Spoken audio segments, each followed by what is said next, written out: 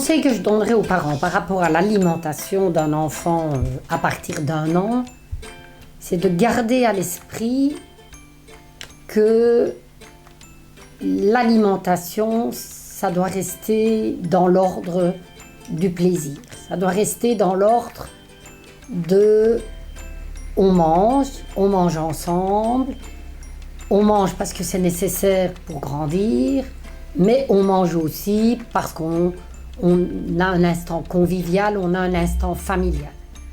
Donc, j'insiste sur la qualité de l'alimentation, donc des apports variés, le lait, principalement le lait de croissance, les fruits, les légumes et la variation, c'est-à-dire profiter de la variété des aliments, du goût des aliments pour donner du plaisir et un apport qui va être différencié.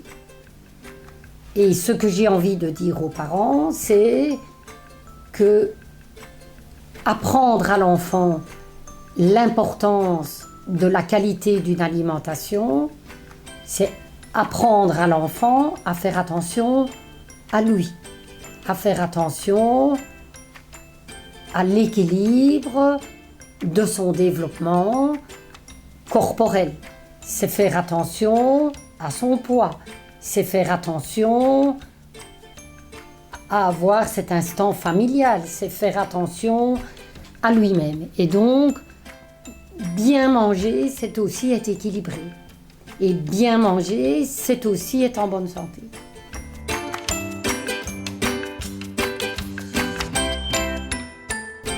Alors, d'abord, si l'enfant prend ses 500 ml de lait de croissance, en tant que parent, ça permet de lâcher prise. Ce qui est déjà une grande chose, parce que on va montrer à l'enfant que s'il ne veut plus manger, c'est pas tellement grave.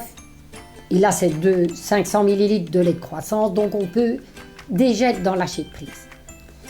Et une bonne manière de ne pas être dans l'opposition et de ne pas justement utiliser cette opposition dans l'alimentation, c'est de faire participer l'enfant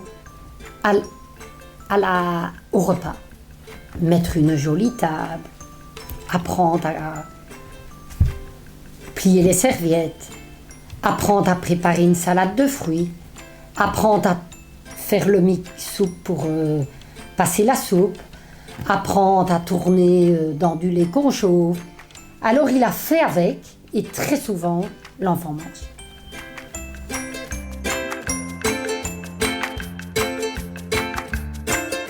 Alors tout dépend de l'âge, mais à partir de 1 an, l'enfant il mange 4 fois, c'est-à-dire le matin, le midi, à 4 heures et le soir.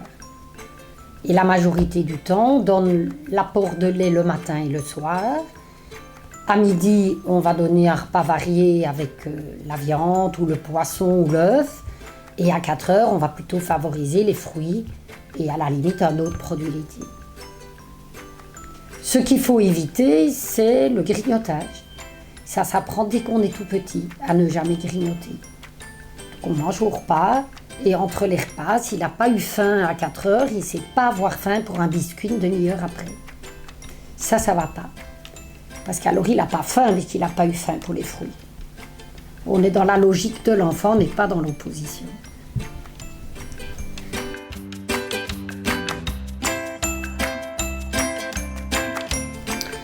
Alors la réponse, en tout cas, on essaye déjà de garder du lait de croissance jusqu'à 3 ans. Après 3 ans, on est déjà moins dans les phases d'opposition. En général, l'enfant, à ce moment-là, mange plus varié et équilibré et on peut le passer au lait demi-écrémé. Si l'enfant veut continuer du lait de croissance, il n'y a aucune contre-indication. Moi, j'ai des enfants dans ma clientèle qui boivent du lait de croissance plus longtemps, surtout ceux qui ont eu du lait de croissance où on a ajouté des goûts, parce qu'après, ils veulent ce goût. Et donc, c'est pour ça qu'ils veulent continuer le lait de croissance.